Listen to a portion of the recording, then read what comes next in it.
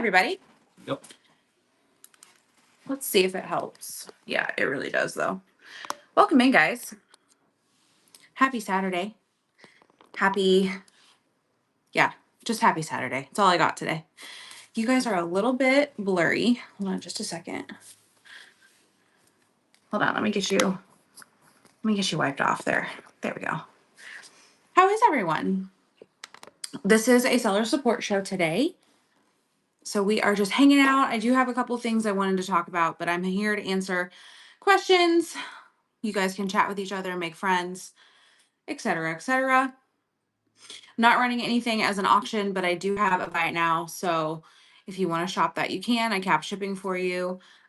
Feel free to shop that. But yeah, we're just here chatting along, waiting for some peeps to show up. I didn't put a giveaway in because of course I didn't. So let me do that real quick. Welcome in, guys. I'm just going to put a giveaway in real quick so we can get that going. Gotta have a giveaway. Let's see. Gibby. Is anybody doing anything nice this weekend? It's really, really pretty here. So, I mean, it's like just a little brisk. There we go. Get out of that screen. All right, let's run the Gibby. Gibby is going to be for Paper Ephemera, just to thank you for hanging out with me. But let me know if there's anything I can do to help you. We're doing seller support. Thank you guys for being here. It's been kind of a crazy day for us here today. If you guys are available later on tonight, pop on back over here at 7. I'm doing a preview show for my Build Your Own Vignette train. That it's not my train, but I'm kicking it off tomorrow. So I'm going to give a preview of all the options of things. I'm currently about halfway through. I gotta get moving. But if you like to build your own vignette, that is getting put up and ready to go. I'm doing a preview tonight and then the show's tomorrow. And I have preview photos up so you can kind of see what's going on. What? No. Loves to thrift. But if you guys want to get in the giveaway.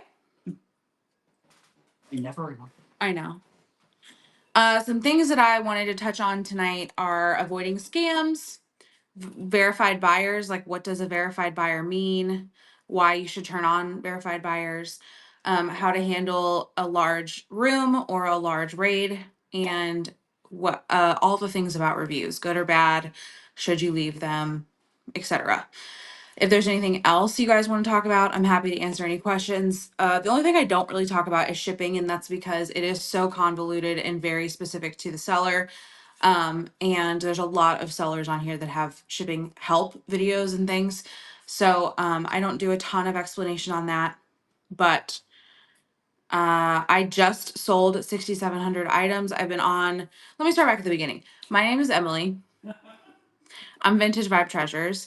I've been selling since last July, so about a year and a half. I quit my corporate job in December and we were temporarily going to do this to see how I liked it, see if it was even feasible to keep doing it full time. And here we are almost a year later, still rocking and rolling. So I think I've just surpassed 6,700 items sold and 6,600 followers. I'm steadily growing still, which is nice. I do typically when I don't have a raid train, I do shop my shelf shows on Friday mornings and Sunday nights. I haven't done one in a while because I've had trains and I am trying to stick to only one show a day. But I also do vintage variety on Mondays. Hey, Angie. On Monday mornings, and I do curated catalog shows on Wednesday nights. I'm a host and a seller on a bunch of raid trains. If you're interested in getting into raid trains, please send me a message.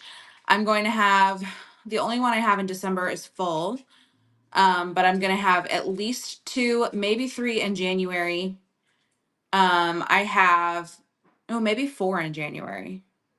I have Christmas is over. We want spring, which is an all spring raid train. I have perfectly imperfect. I have, which is all not perfect um items. I have let me think.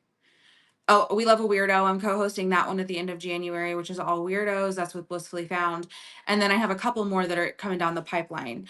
The a raid train is so when you are a seller and you're live like I am, when you end your show, you do what's called a raid. So you take all the people that are in your room and you bring them to another seller's room and basically just like so I have 12 people in here. So me and my 12 people would go to another room and join their show. That's called a raid. A raid train is put on by a host where you have a sign up. People sign up for a time slot. Sometimes they're 30 minutes, sometimes they're 45 minutes, sometimes they're an hour. And you do your show for that time slot. So, say I'm from 4 to 5, I would do my time slot from 4 to 5. And then you raid into the next person who's on the schedule, and it goes all day long. So, it's just you raid and raid and raid every hour. There's a new seller. It's usually themed and planned ahead of time, but it's very fun. It's a great way to get exposure. It's a great way to make friends, boost your numbers if you're a newer seller. So it's a good time. I am. Hey, Ken. Yeah. So the Gumby man, his name is Ken. He does a raid train called Climb the Whatnot Ladder, which is a really fun uh, theme. I think that it's going to be a really good one. And I'm on it for the first time in December. So I haven't pulled anything for that yet, but it's in the back of my mind. 5 seconds on the giveaway, guys. Hey, Snug. So anyway, that's a little bit about me. Thanks for being here tonight. Sweet pea, you got the giveaway. So I'm not running anything auction style tonight. I do have a buy it now if you guys want to shop. There's like 40 something items in there. You can definitely check that out. Cap shipping tonight. But we are just chatting. I do have a couple of things I wanted to touch on if there isn't any questions, but I'm happy to always answer them. The only thing I usually don't talk about is shipping because there's so many people on here that have shipping help and it's very nuanced to the seller. Sweet Pea, I am probably a terrible person to ask. Oh, thank you. It says Provel at the bottom because Provel cheese is like a St. Louis thing. So anyway, I think it's funny. So I would say I'm one of the stricter raid train conductors, honestly. Like if I'm just being honest with myself, it's very organized and very structured. Um, Even with the most seasoned sellers, it's very hard to get everybody on the same page to follow all the guidelines to do all the things. So I tend to not have super new people on my train. I want to know that I can, leave the not have to attend every show and babysit all day and everyone can handle it. For the most part, they do great. Every once in a while we have something pop up. But so to answer your question, I think that you should either be a buyer for a long time or a seller for a couple shows long enough so that you know the ins and outs of how raid trains work, usually the ins and outs of whatnot, what the common expectations are. That's just a personal preference. There are a lot of train conductors that will put you on their trains as a brand new person. I was on my first train as a brand new person. I think 2 months in, I was on my first raid train. It was a Bobby Dazzle raid train. But people who've only sold like 10 items and want to be on a raid train, I love that for you. I love that ambition. But for me, that makes me a little leery.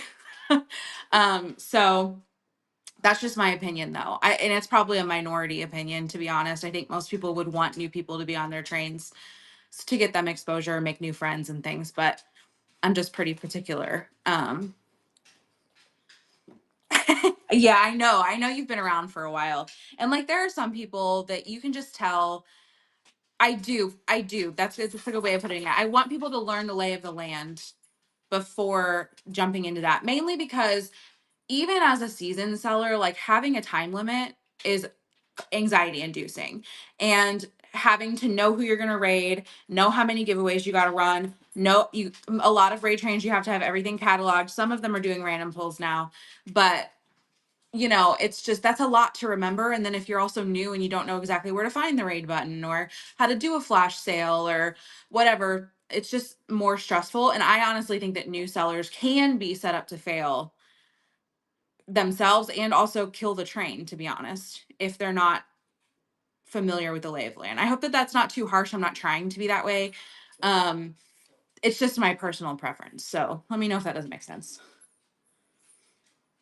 But always send me a message, because even if you are a newer seller, I still am putting you on a list so that, if I have, because, half hour time slots, that's a lot of people on one day. So a few of you may get a request from me for those, if I need to fill some slots.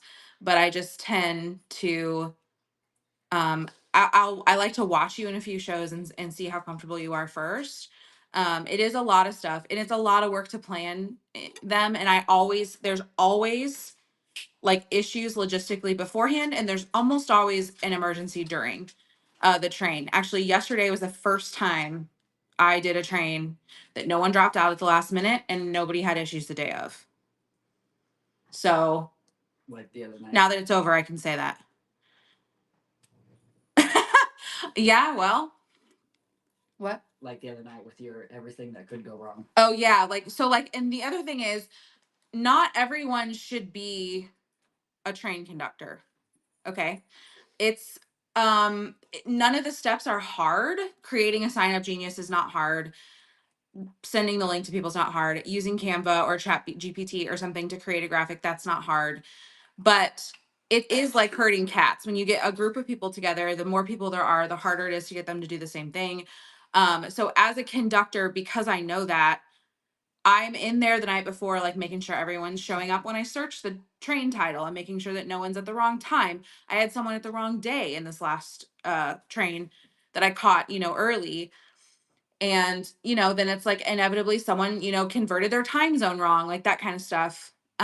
So to not have a conductor do that as a checks and balances kind of rubs me the wrong way. Um, Obviously, as a seller, you want to be as on top of it as possible, but mistakes do happen. We are all human, just like emergencies happen.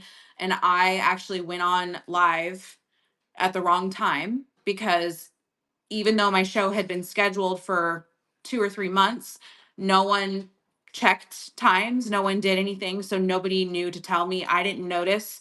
So, it is my fault, but like the checks and balances were also not there. And then a newer seller was supposed to rate into me, and they rated into somebody else because they didn't think to look a second time at my name. It was someone with a very similar name that was the same show. So it's just stuff like that I mean, you can't do anything about it. It's fine. Like, it was a mistake. She did everything that she could do to rectify the situation, and I don't have any bad thing to say, but it's just like, She felt miserable. yeah, she did feel really bad, but it's just like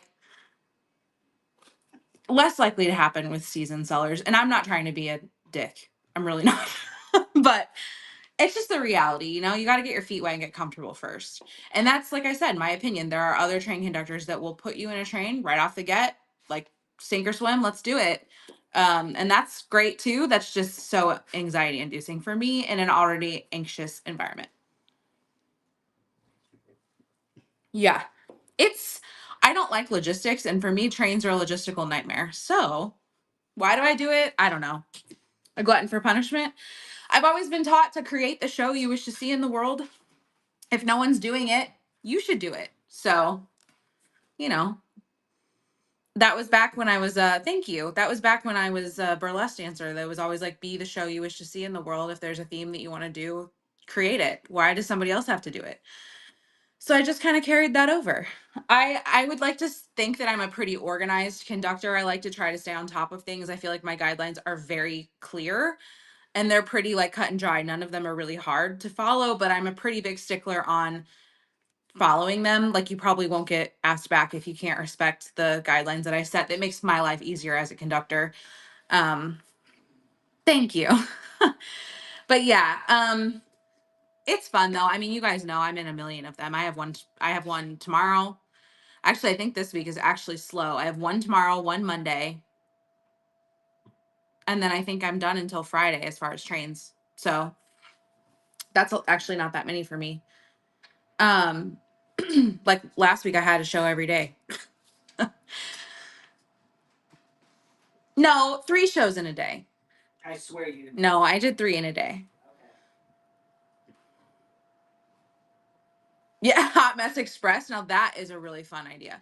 So thoughts that are coming down the pipeline. I'm gonna do one. I think I'm gonna co-host with Rag and Ribbon.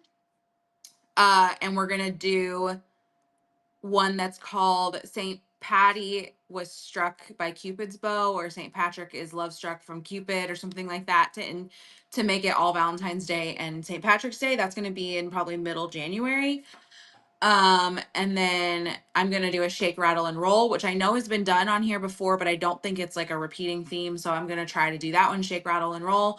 And then I want to do a vessel show, like a candle vessel. Yeah, that. Uh, but so those are all coming down the ooh, Lucky and Love's a good one, yeah.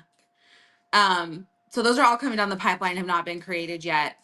But and then in March, I really want to do a spring solstice show. I think March 21st is the spring solstice. So I really want to capitalize on that and do a show that day too. So for all of us woo woo people.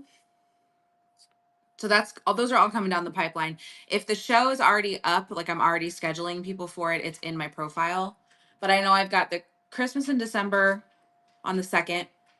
And then I'll have no other trains, I don't think, in December that are mine. And then in January, I'll do, I know the Weirdo is at the end of January. I know I've got Christmas is over. We want spring is right at the beginning. Hey, Willow.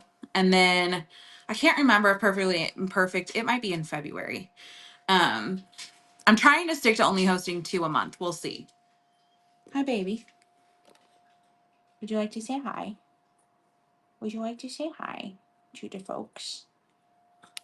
You want to sit?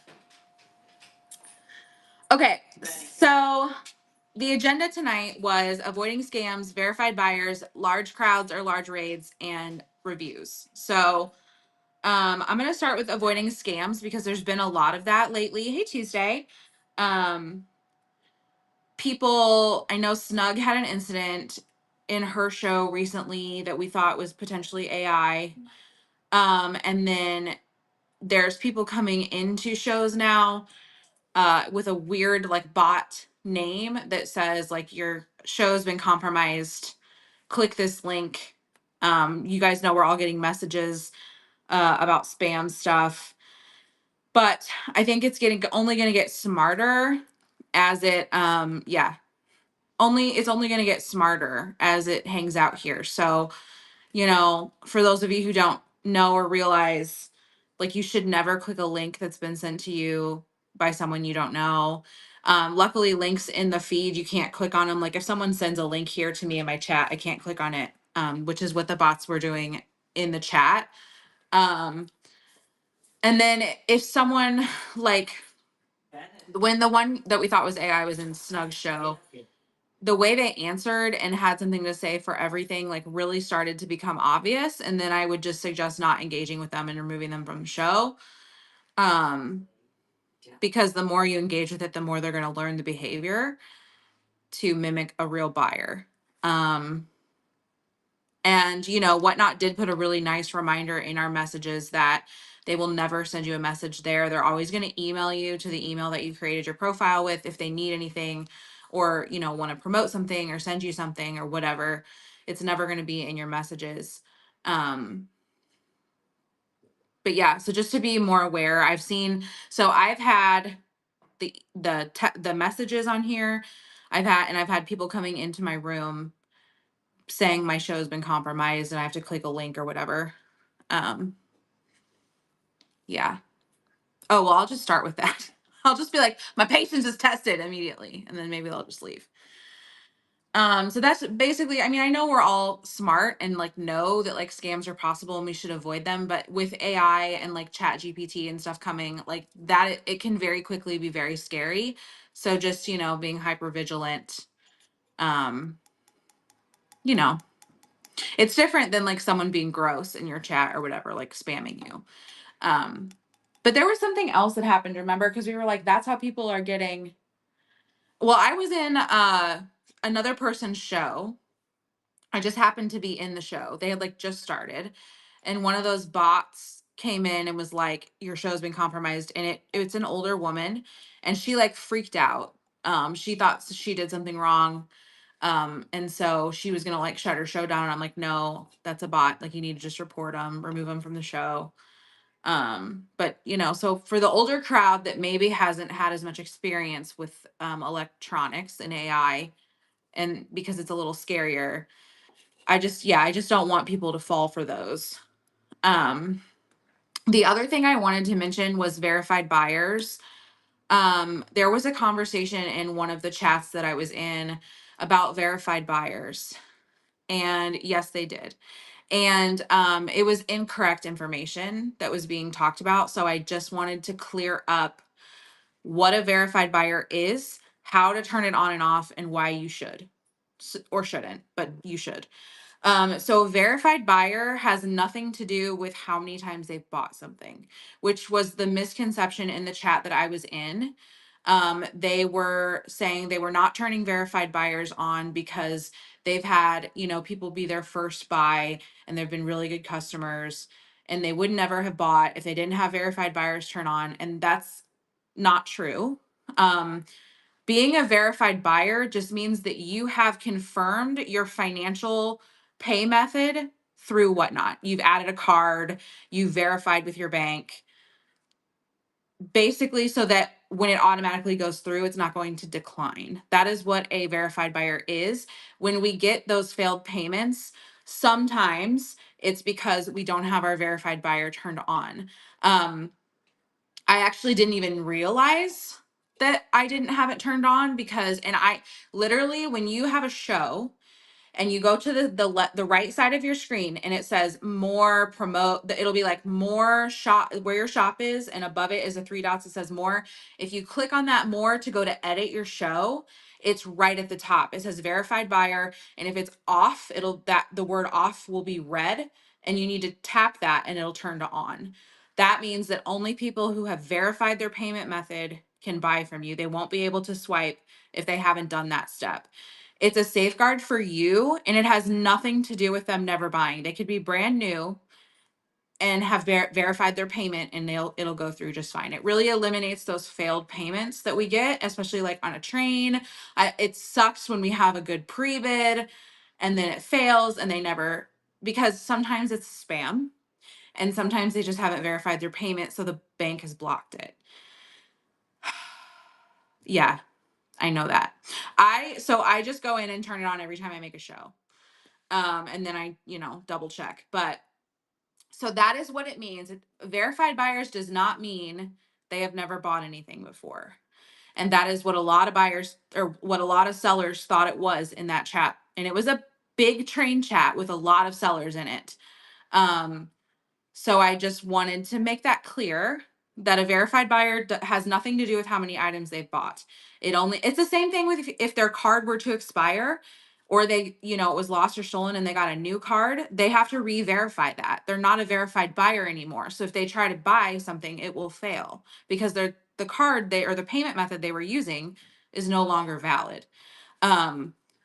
So that is what that means. And why you should do it is because it really helps prevent those failed payments. And you guys know that if you have a payment, most of you know this, but if you have a payment fail and they don't correct it by the end of the show, it doesn't count. It will take that item out of your inventory and show as sold out, but it will not, you can't print a ticket or do anything to send it. You don't get paid for it or anything. So if you want to resell it, you have to go back in your listing. If your yes. If your ATM doesn't work, no. But you have to go back into your inventory and make your quantity back up to 1 or however many you had, because it will tell you it's sold out, like it's been sold, and it hasn't if the payment failed. So that's just, there was a little bit of misconception in a chat of sellers. So I wanted to make sure I touched on that. And it doesn't mean anything bad if they aren't a verified buyer necessarily. Yes, it can. Absolutely. I've had the same scammer pre-bid on the same item for multiple shows, and both times they won the pre-bid and both times it failed and both times they never fixed it because my verified buyer wasn't on. So it happens. I do think that will help. And it does nothing. It doesn't mean it just means they need to go check with their bank.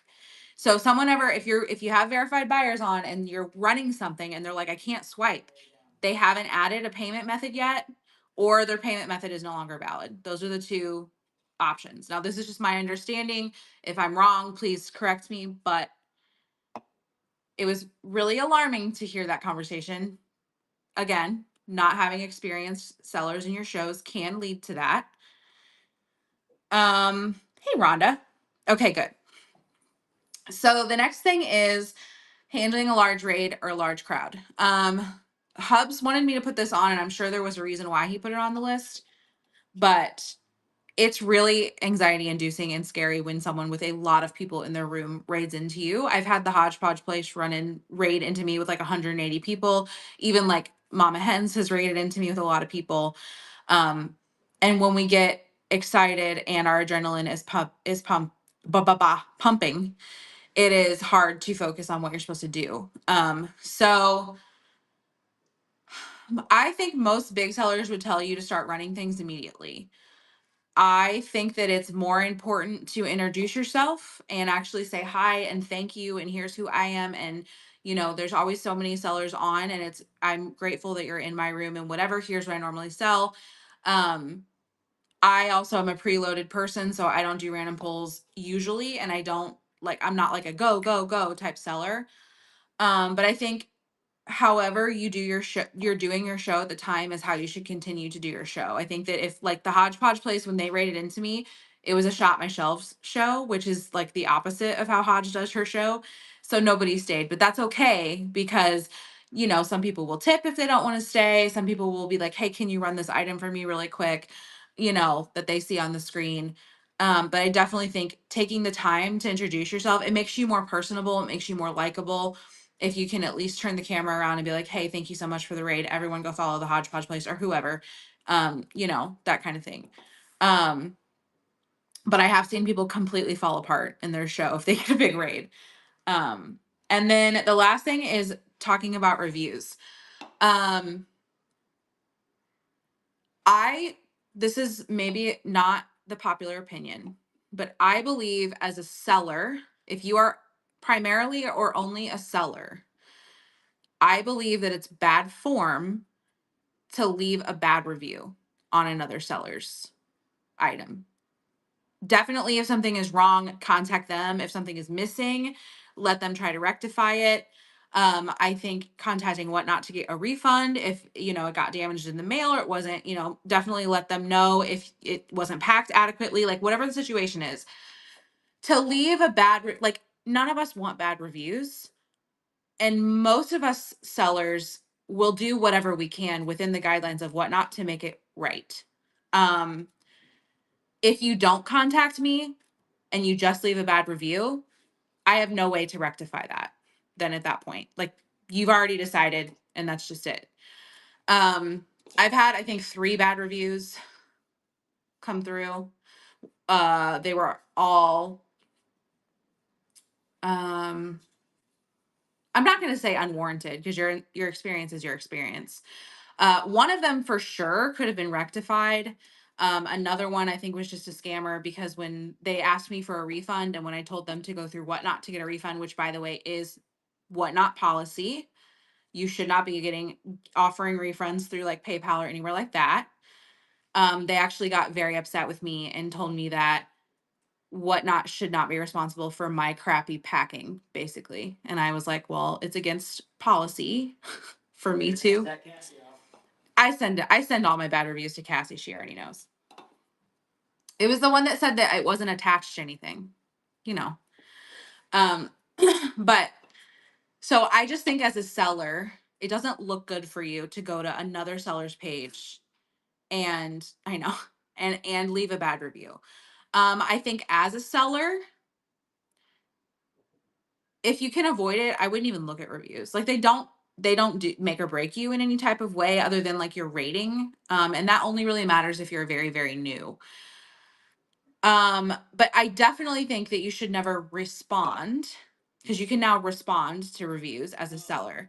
Don't ever respond because it's hardly ever going to make it better. I think I've responded to one it turns into, it makes you look very messy when you respond to any bad review for sure. You definitely want to, if this is your business, this is my business, this is my livelihood. Um, yeah, it's never going to end in a resolution, because if they're leaving you a bad review, their mind is already made up that you're a crappy seller, or you can't pack well, or your shit is terrible, or whatever. Um, you're not going to be able to rectify it by then. So I just wouldn't even engage. I know. I know. And it's almost never, it is like a Google review or a Yelp review or whatever. It never matters. Best case scenario, it doesn't matter.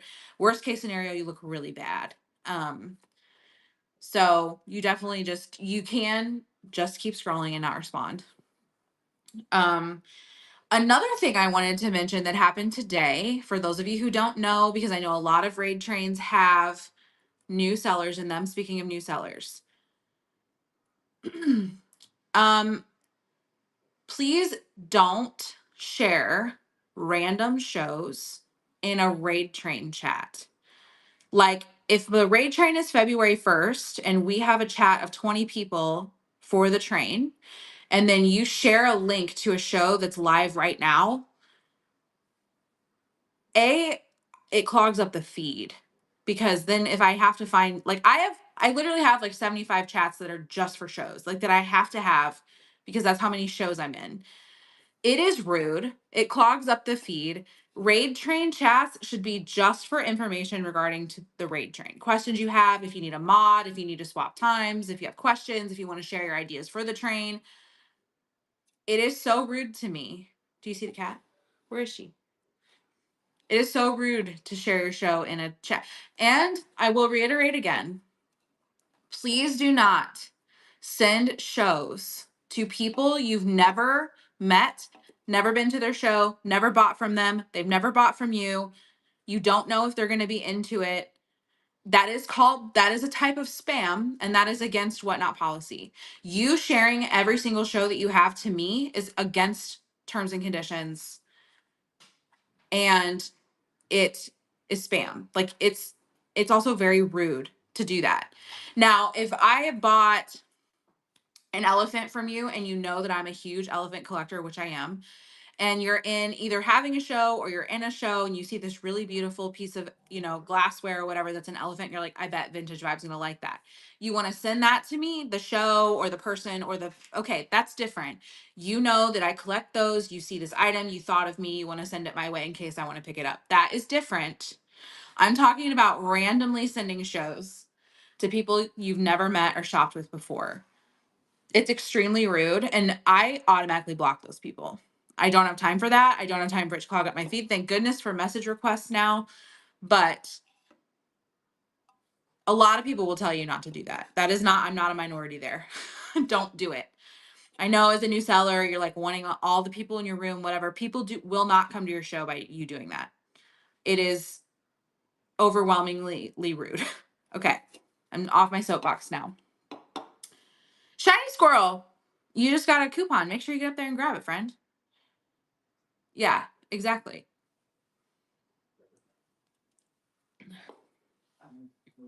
Okay.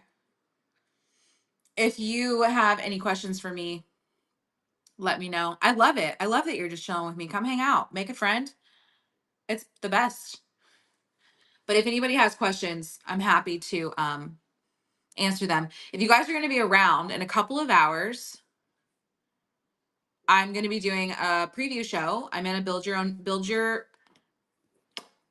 vignette train tomorrow. I'm kicking it off. So I'm going to do a little preview.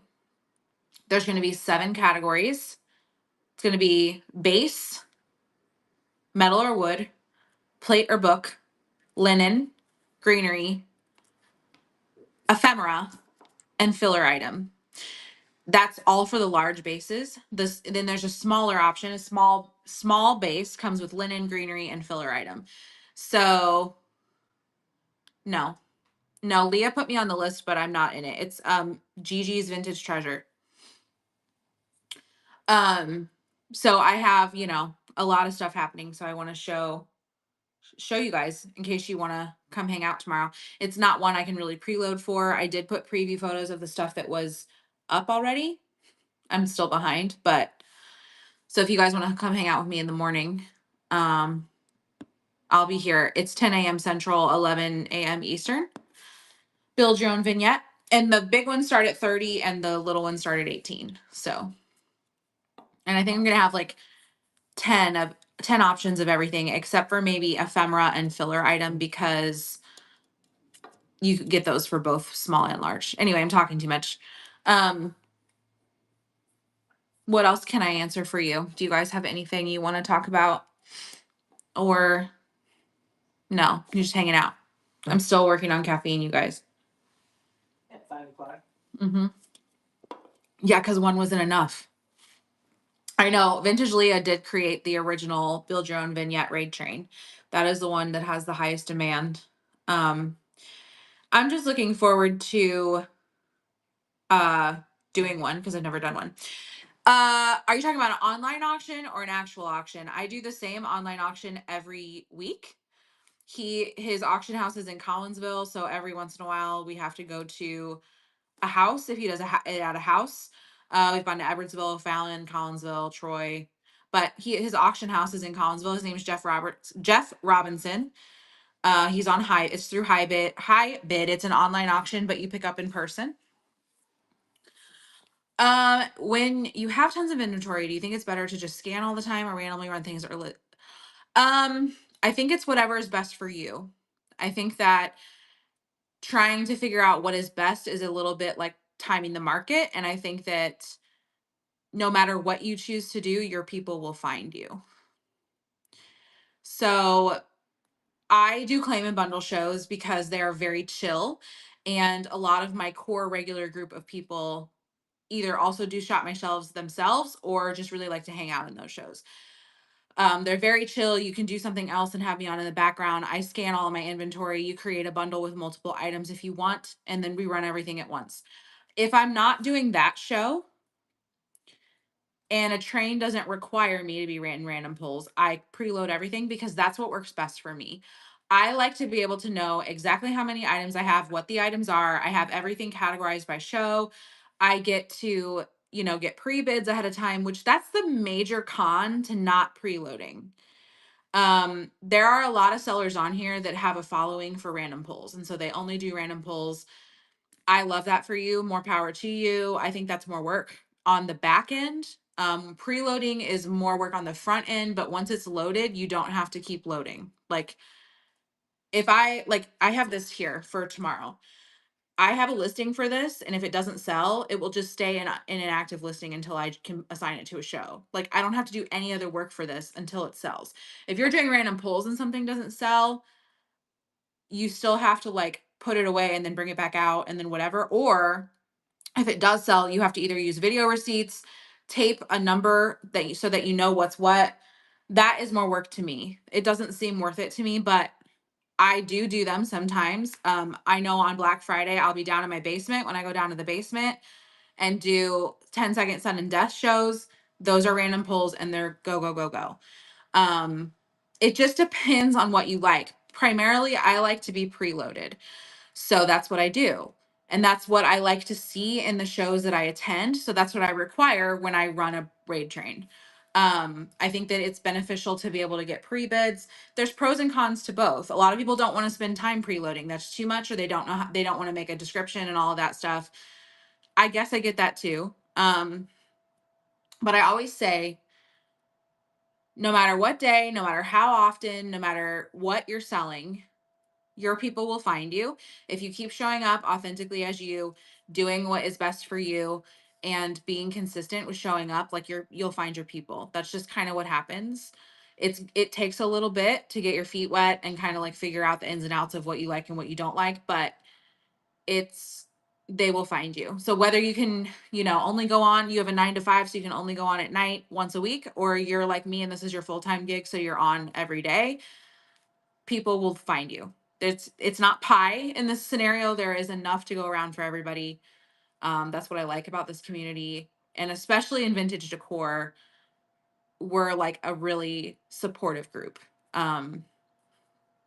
But anyway, I hope that answers your question. I do a little bit of everything, but that's kind of my MO. Yeah. Um yeah, I like I said, I know people like I know Snug does almost all scan the shelves. If she's in a train, she'll preload, but almost always a shot my shelves.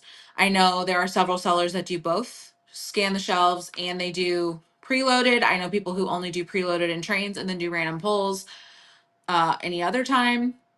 That's up to you. I think it's harder to make more money if you do random pulls as a smaller seller because you don't have a following. And so if you're doing low starts and random pulls, people don't know what to expect. And so they either won't stick around to see what you come up with, or you won't make the money because they'll just get everything at at the base starting point.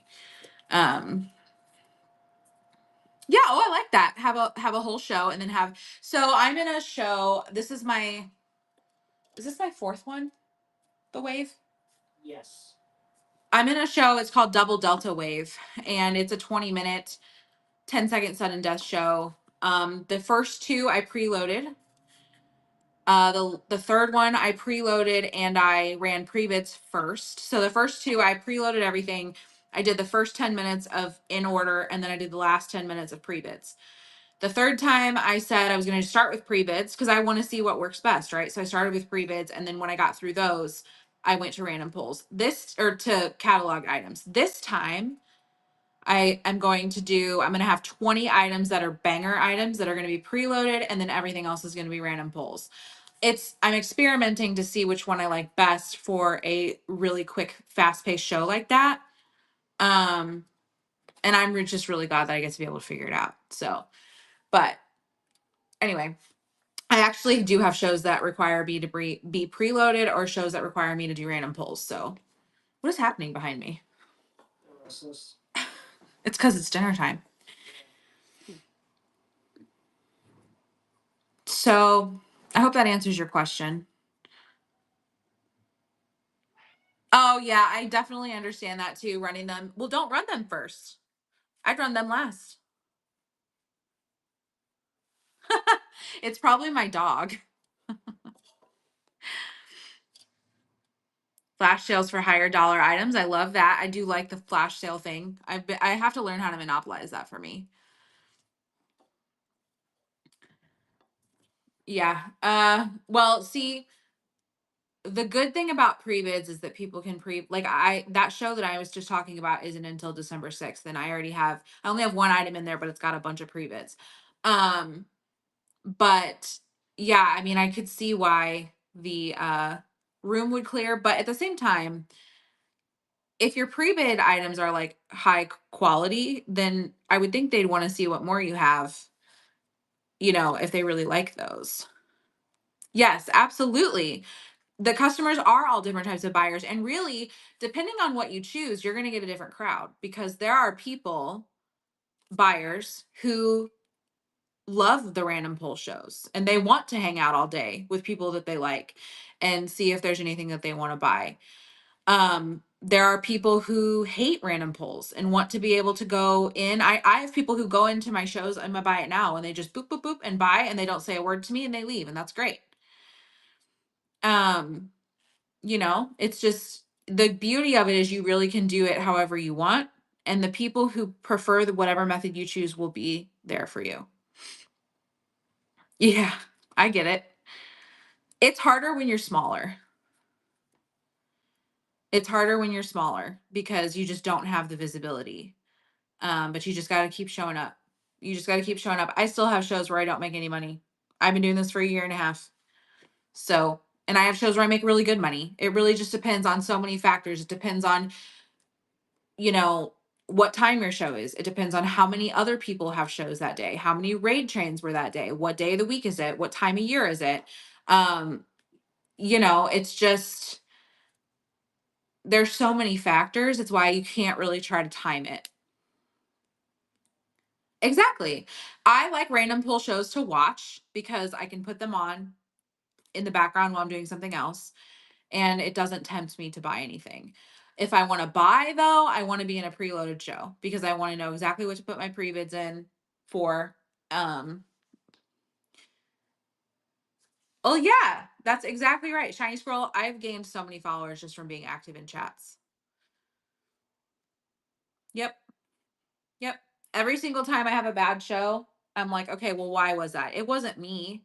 It was because of what I filled the show with. Like maybe it just wasn't a popular topic, or maybe another really big seller was on at the same time as me, or maybe a couple really big sellers were on at the same time. I mean, there's so much that goes into it. Not every show is going to be, rolling in the dough. Yes, whatever. Well, it's awkward till you get used to it. Like not everyone likes to be in front of the camera. Um, so I get that, but I do think that being in front of the camera makes you more personable. It's really hard to not take things personal. As someone who takes things very personal, it's been a learning curve for me to not take it personal when I don't do well in a show, or I like have high expectations that I don't meet. But I think try all the things and see what works. And if what works is what you like doing, then, you know, do that. If what works is something you don't really enjoy, maybe try to like Shiny Squirrel said, have some preloaded and random pulls, maybe do a little hybrid of things. I just told myself I was going to show up authentically as myself here, because if I was going to do this for a living, I could not have another job where I felt like I had to put on a front all the time. I wanted people to just see the authentic me. And so that's how I've shown up. And now I found my people, and it's great. And people that I go into shows, I mean, some people preload, some people like jewelry sellers will have like trays of stuff. So you get to just see the tray and pick the tray that you like. Some people preload, some people do shop my shelves. It's really, yeah, I think not worrying about the buyer is very important. Okay. So don't get me wrong, but there is a buyer for every preference that you have as a seller. So it's most important that you're happy and content with what you're doing, because that will come across to the buyer. And then your people will find you in whatever method that you choose to do. But it does take a little while, when people don't know what you're about, they've never seen you before, it's really important to get in chats and just talk and make friends and stuff, because people will go in and bookmark you just from talking. Yes, I am also a very patient seller. I believe that every item has an owner, and the item is just waiting for the owner to um be matched with it. So if I have an item for a while, it's because the right person hasn't come along to match it. It's one of my favorite things to do, is to match people with the items they've been looking for forever. I have seen them doing silent auctions. I've also heard that's against Whatnot policy, because they want you to be present and engaged in your show. Um, my husband actually read the terms and conditions to actually see if that was correct, right? Yeah, I think so. I read it for something. I can't remember. No, I think that was for promotion. Yeah. But I do. Oh no, James sent me the terms. So it is technically against Whatnot policy to put a sign up and go to sleep and have an auction run all night and you not be engaged or be there. Now, if you have it silent and you're just like running flash sales and sitting here watching the chat and doing the things, then sure, if you're engaged, I think that's fine. But I don't think I would want to do that. I just feel like I would not be able to be silent. Yeah, exactly. Okay. Still working on sharing more of my lives. I know. It can't be any worse than when Mama Hen's Peter Pants while she was live. I've heard her tell that story live, so I don't feel like I'm not allowed to share that. Yeah, she's definitely shared that. But I mean, when you work from home, like, and you have kids and a spouse and animals and house stuff, I mean, you're gonna have all kinds of weird stuff happen, right?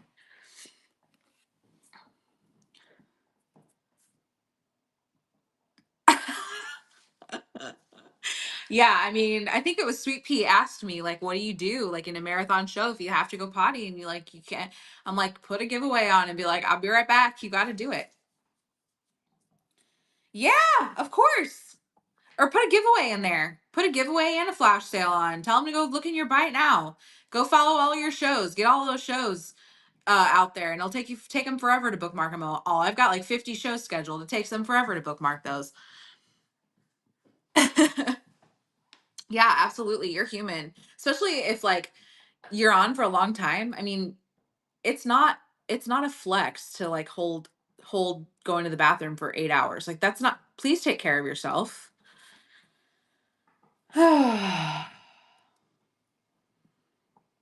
Exactly. Yes. I mean, I have one dog chewing a bone. The other one likes to come over here and like antagonize me. It's every show I have to show you the animals because they're near me. Yeah, I mean, that's just the reality. I think that changed a lot with COVID because everyone went to work from home. And so the expectation of like work etiquette shifted a bit. Because, people were trying to homeschool their kids and work. And so there was just a lot of expectations had to change. I've given my phone to my husband and been like, entertain them. I have to go potty real quick. Whatever. It's, that's just life. And if they don't want to stay, okay, they can leave. Whatever. There'll be someone else to take their place. It's, I can't worry about that. I can't worry about that. Sorry for the siren, guys. Yeah, I definitely agree. Don't lose money to get people. So my philosophy is, if you haven't been in my basement, you guys really should come with me on Friday when I go down there. I have 9, 18, 20, like 25 totes of inventory right now. That's not including our personal stuff in the basement. And I want to make money, but I also need real estate at some point. So I will, if something hasn't sold after several shows, I either put it in my buy it now if I think it will sell eventually, or I will do either a basement clearance show or a bin liquidation where I run everything for $1. If it doesn't sell, I donate it. Because I need the real estate. So while I am a patient seller, if it's something that I just feel like I'm not going to be able to move, then it's got to go. Like I said, I do an online auction, so I get lots of things, and not everything is going to be guaranteed to sell. As much as I try, it's just part of the business. And so while I do agree, and I do run things in my shows usually at what I need to get out of them, if it's a clearance show, it's mainly I'm probably losing money, but I'm making more than if it was just sitting here not selling, and it's clearing the real estate for me. I agree about the variety of price points for sure. I have everything in my buy it now for sure, from $1 all the way up to $75. If it's something that's higher than that, it usually gets posted somewhere else. But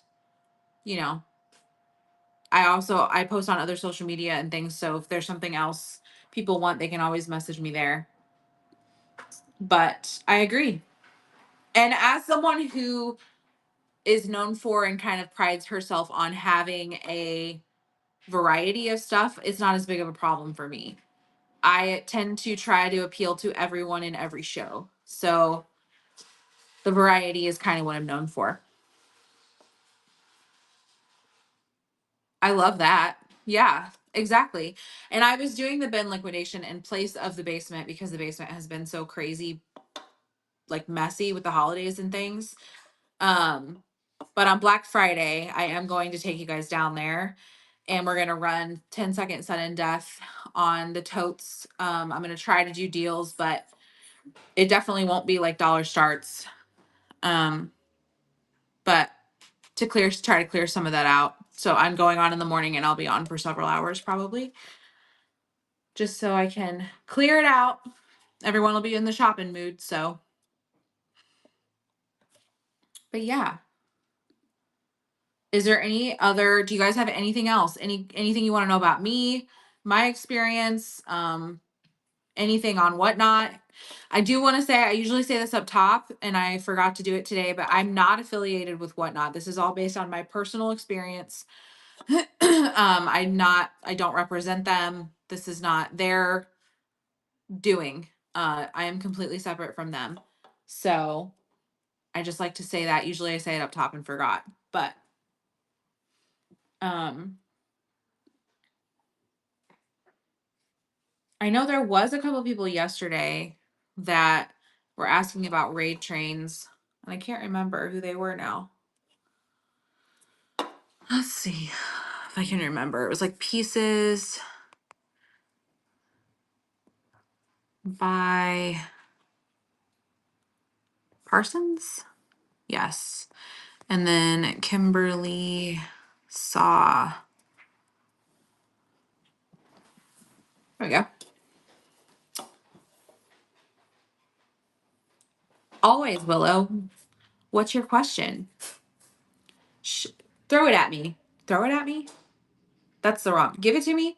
Shoot. Huh? I don't know. Words are hard. What are you trying to say? Oh, I said throw it at me. Lay it on me? Yeah, lay it on me. Hit me. There we go. Whoa. I was like, throw it at me. Don't throw it at me, please.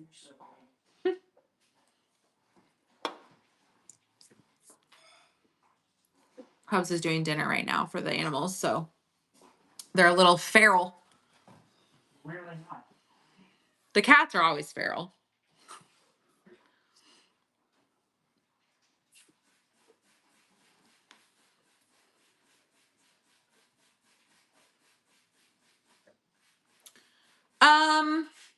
I don't think it's necessarily rude because I do it all the time. I think that if you are hosting a raid train as like the conductor, it can be unprofessional to do other trains if you cannot be present for the one that you're running. I've had a couple of times where I've double booked myself on a day that I am running a raid train.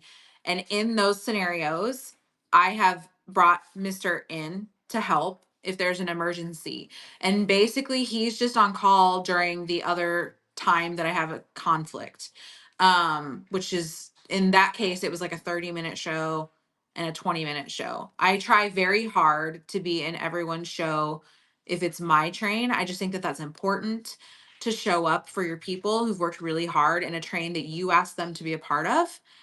I know that a lot of conductors do have more than one show and are not super great about being in their own train. I don't love that. But I think that's the biggest thing. Don't you think, honey? Yeah, I think that also ties into though, like that circles back to having like new people in that on the train. Yeah. Where, like if you have more experienced Yeah. people, not that you should expect them to, Yeah. but they can kind of problem solve. Yeah. A little bit on their. I agree because even if I said, yes, it's rude, you should only have one show a day, whatever. If I'm hosting a train, it is, I think, unrealistic to expect the conductor to be there all day. For 12 hours. If it runs for 12 hours, I think that popping in and out as much as you can. Me personally as a conductor, like to at least make an appearance in everyone's show if possible.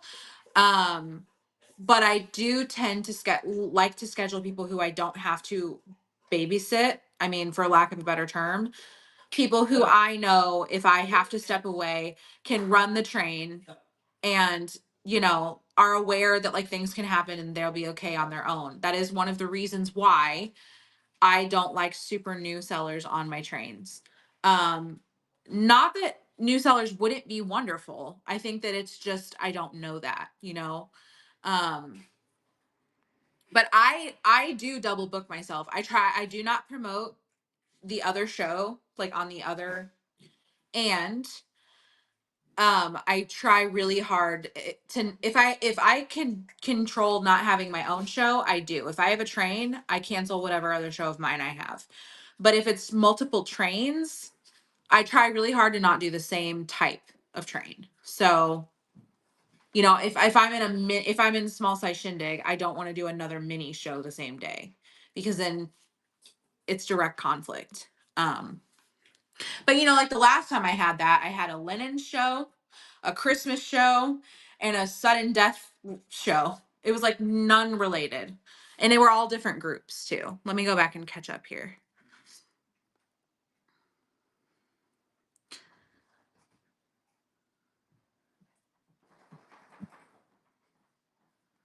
I mean, I actually agree that it's community over competition. I think that if you're feeling that way, work harder. I mean, I'm not trying to be an ass. I'm really not. But like,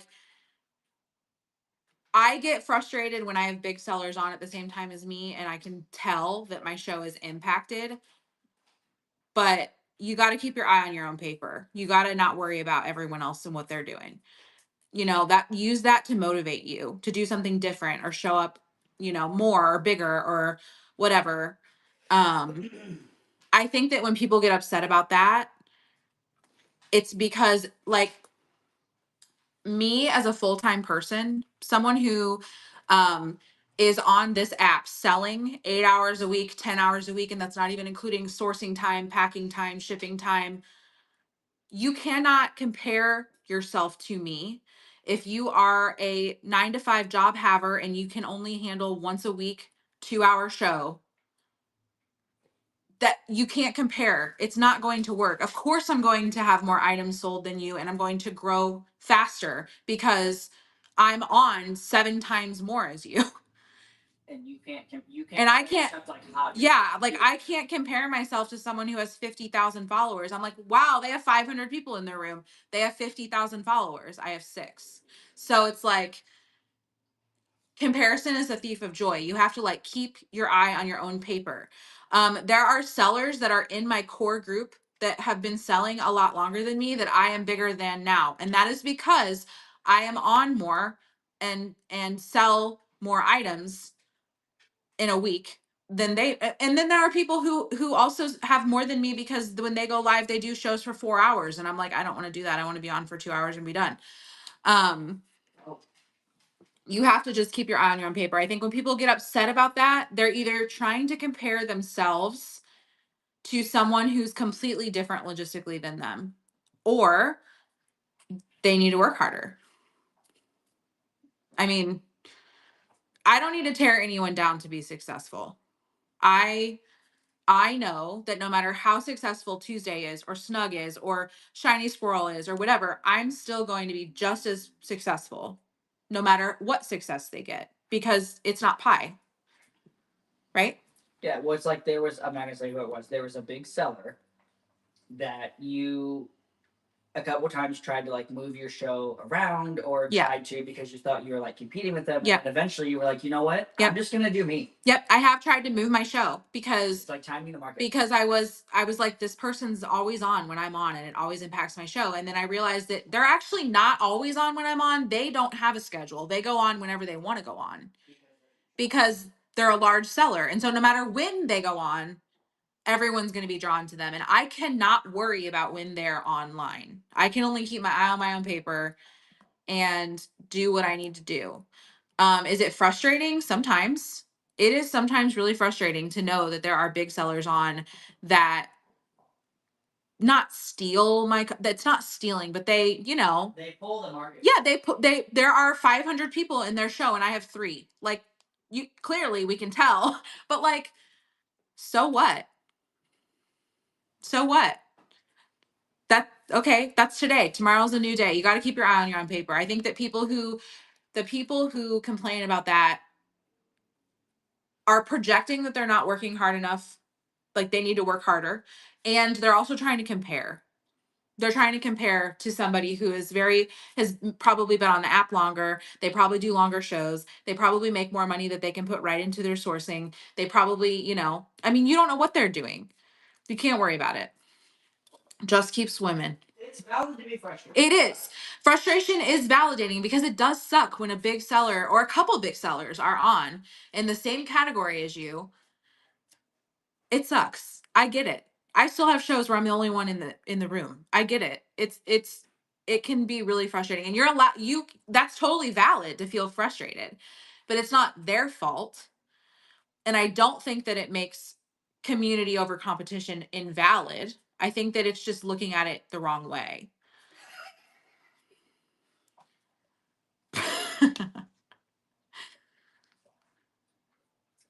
Yeah. See, it took me almost 4 months to hit my 1,000 sales. And that was doing I did an 8-hour show and sold over 200 items to hit it at the last minute. So like that was a lot. Louis, lay down.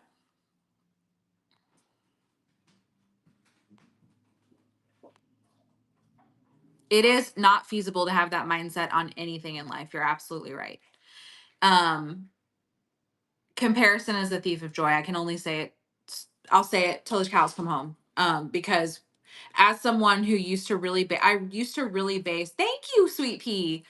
I used to really base my self worth on what other people thought of me when I was younger, and it led to a lot of issues. And now it's like, if I like me, then I don't care how you feel. You know, because at the end of the day, I have to live with me. So, like, you don't have to live with me, and so you don't have to. But yeah.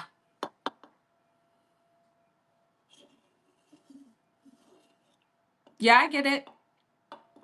Yep. It is a lot of work, I will tell you that. And I don't think that it's for everybody. Do I think everyone should try it? Absolutely. But do I think that this platform is for everyone? No. No. You got to have some thick skin and you got to keep your eyes on your own paper. And really it helps to find your people. It really does. To vent to hang out with, to, you know, do trains with and create stuff with. And what? Put what in a shirt? I have a list in my phone of sayings that I'm going to put on a sticker when I get a Cricut.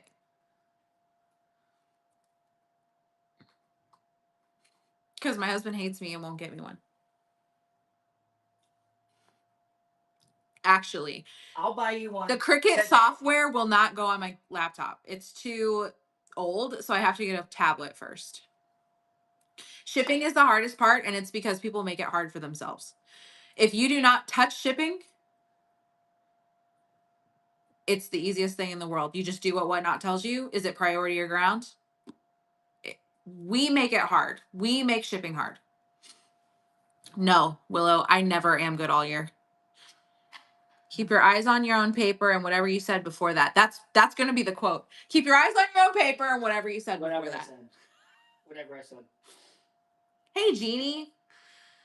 I'm never good all year, and my birthday is also in December. So, oh my gosh. See, but I want a specific one, right? Because they have different ones. They have ones that will do like t-shirts and thermos cups, and then they have ones that just do like paper, right? I know which one you need. Hubs. You guys want to know a secret? The number one reason why I married my husband, The number one, like the number one, aside from like loving him, is he will do all the research on anything that I want, and then he just tells me the end. So like, I literally will be like, babe, I want a Cricut. He'll be like, great. So he'll start researching and he'll be like, so do you want to do like t-shirts or do you want to do like metal engraving? And I'm like, no, I don't want to do that. Or yes, I want to do that. And he'll take my answers and he'll do the research to find the best one for me. So I don't have to do any of it. And he does that for anything. It's the best thing in the world. Just tell me who we're voting for, honey. I found the house. Yeah, huh? Good at the internet. Yes. So we want to move back to Illinois in 2027. So guess who's been on Zillow liking and saving houses for us to look at together so that he can get an idea of what I want so that he can go find the perfect house in our price range. It's like, it's the best. It is. Google King over here. I know. Hold on. What? The number one reason we got married was insurance. Yeah. Yeah. That's what my mom thinks. She thinks we got married because he was on my insurance, which plot twist, I don't have insurance now. So, I mean, I have it. It's his. Bamboozled me. If you don't work, we die. Have you guys ever watched Ali Wong on Netflix? What is that? What is it called? Her skit? If I don't work, we die. I'll look it up. I only like the first time she's pregnant. The second time, I'm like, okay, we get the joke. It's not funny anymore. All I can think of is Lynn Coplitz. Yeah, hold on, I got it. He bamboozled me. If I Baby don't, Cobra. Baby Cobra. If I don't work, we die. He is looking it up right now. All off. His thing is like when people are in a conversation and they'll be like, I wonder where you could get that tree. He's like, Google, Google, Google, Google. Oh, it's at Michael's for $39.99. Like they don't even really want to know. They just are like, wow, that's really nice. I wonder where they got that. How do you not want to know? Because they're not all you. How do you just wonder something but then like not want to know the answer? We lived before the internet, so like we know what that's like. My friends send me something and ask me if it's true because they know I'll fact check it. Yeah. Yeah. Or I'm constantly commenting on people's stuff like, hey friend, that's not real. I'll be like, okay, so I have this idea. I need you to research it. It's, yeah. Trick, stop growling, girl. Anyway. And Actually. Yeah. That's why I like when he sends me TikToks because they're always ones that I know are like going to be legitimate and funny. Can we go? Did you know you guys? You probably don't. I literally Google hates me. I literally have to be like, what do I Google to get the result of this? Because I will Google Diet Coke can and it'll show me like Diet Coke cans from 1950s on eBay. And he'll be like, Diet Coke can. And it'll be like, oh, here's your 12 pack of Diet Coke that you need. Let me add it to my cart. I'm like, it hates me. Yeah. oh, Shiny Squirrel says they got one for you. Oh. Yes. Givvies don't count towards your 1K. But I definitely think put low dollar things, stickers, swap cards. I have feed the dog, give the dogs a treat. Does the Buy Me a Celsius whatever is that's a purchase, right? It Yeah, counts. buy me a Celsius. Yeah, all those things they count, and you should do it. And definitely like promote that because, and if you put 78-cent shipping on it, You're coming ahead. yeah. But I have, let's see, I know I have feed the dog or buy the dogs a treat. I have buy me a Celsius. I have like prints made by me. So like I did flat lays for a junk door raid train a while back and the pictures were really pretty. So now I sell them as a print if you want a print. I have swap cards in there. I send them stickers and a thank you card. You just have to send them something. Or like when they buy like give the dogs a treat, I send a thank you card and I sign it from the boys. Paw print stamp. I have a paw print stamp that I send to them. You do? I have to get back into doing that. I've really like gone downhill. I usually send a swap card and some stickers, but I haven't done it in a while because I've had too much else to do. Because to make the little packets. Yeah. Well, and everyone sees the dogs, right? And so they love the dogs. And some of you have heard the saga with the dogs and how they go in and out of the hospital and things. So you're invested. And so sometimes you like, ooh, I love that. Kitty art. My cat would hate me if I did that. If I forced them to do anything, they hate it. We don't have. funny. You think you could force any of them to do anything? Well, sometimes like and Lupin both just like sploot when you. But yeah, I definitely agree. Put stickers, swap cards, anything that you are comfortable selling at $1 to help you get to your 1,000 sales. Put cheap shipping on them. If you don't know how to do 78 shipping, there's a million people who have videos on it. Hodgepodge Place has a short on our YouTube on how to do that. Is your cat's name Beans? Hi, baby. Speaking of, he heard me. I love that. There he is, Louie. You want to say hi to Peeps? You say hi to Peeps? That's Louie. He's my golden retriever and also my soulmate. Not a thought in those eyes. He's doing his very important task of emotional support dog, and it is self-given, self-appointed. I bet. So we have a cat who used to knock the cereal boxes off the top of the fridge. Remember the Tupperware night? Oh, I remember the Tupperware night. That cat, let me tell you. All right. Is there anything else that you guys want me to chat about? I am happy to talk about anything, answer any questions that you have. Baby, I'm right here. Otherwise, we will call it a night, but I do these, I'm trying to do them once a month. So it'll be around this time next month. Maybe it'll probably be after Christmas, but what? I'm right here. Hey, say hi, babe. You're on camera. Oh man, I had a cat once that like knocked a plate off the counter and broke the counter. And then broke the counter, broke the plate, and then jumped off the counter and landed on the broken plate and split open his back paw. Well, remember when Trix got up on the fireplace? Yeah, so yeah, it wasn't the fireplace, it was the TV stand when we had it still. Yeah, okay, you're right. Yeah, I decorated the whole top of like our buffet, and then she jumped up there and there was a runner up there, and her toe claws got caught in the runner. So when she went to jump off, she took the runner and everything that was on the thing with her. I was like, okay.